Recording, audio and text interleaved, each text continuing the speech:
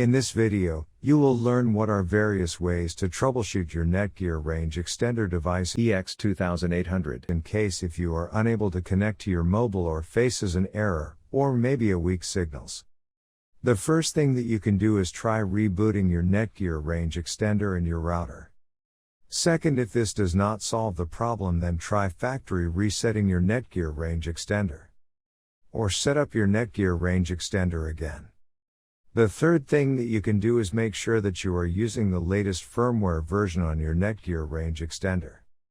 If you do not know how to update firmware, watch one of our videos on it. In case if you are still facing any issue with your Netgear Range Extender device, get in touch with our Netgear Range Extender experts for instant solutions. Thanks for watching our video, and do not forget to like, share, and comment on the video, so that you never miss any video from our channel.